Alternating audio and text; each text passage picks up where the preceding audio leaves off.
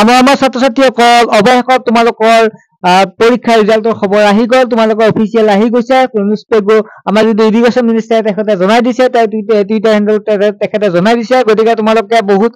আশা কৰি আছিলা কেতিয়া ৰিজাল্টটো দিব তোমালোকে ভয় শংকা কৰি আছিলা বা বহুত তোমালোকৰ মানে এটা মনত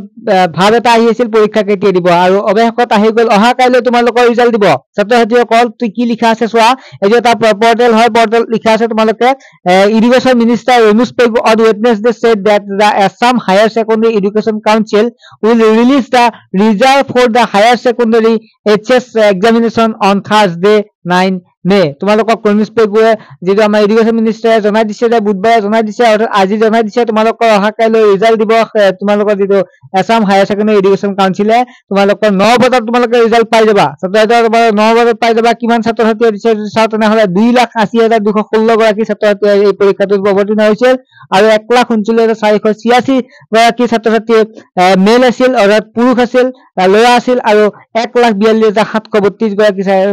ছাত্ৰী আছিল ছাত্ৰছাত্ৰীসকল তোমালোকৰ এটা গুৰুত্বপূৰ্ণ খবৰ যিবিলাকে তোমালোকৰ হাই সেকেন্ডাৰী পৰীক্ষা দিছে বা গাৰ্জেন সকলৰ বাবে গুৰুত্বপূৰ্ণ খবৰ ছাত্ৰছাত্ৰীসকল কেনেকৈ ৰিজাল্ট চাবা সকলোতকৈ আগত কেনেকৈ চাবা মই এটা ভিডিঅ' প্ৰস্তুত কৰিম তোমালোকে ভিডিঅ'টোৰ বাবে অপেক্ষা কৰিবা মাত্ৰ তোমালোকে চেনেলটো সাবস্ক্ৰাইব কৰি ৰাখিলে ভিডিঅ'টো পাই যাবা ছাত্ৰছাত্ৰীসকল ইয়াত তোমালোকৰ দিয়া আছে the education minister is in a post on his official Twitter হেণ্ডেলত দি দিছে লিখি দিছে তোমালোকে দেখা পাইছা তোমালোকে অহা কাইলৈ ৰিজাল্ট দিব গতিকে তোমালোকে সাজু হোৱা কাইলৈ 9 বজালৈকে ঠিক আছে তোমালোকে চেনেলটোত জড়িত থাকিবা আৰু তোমালোকে কিহত চাই তোমালোক সোনকালে পাবা মই জনাই দি আছো ঠিক আছে বাই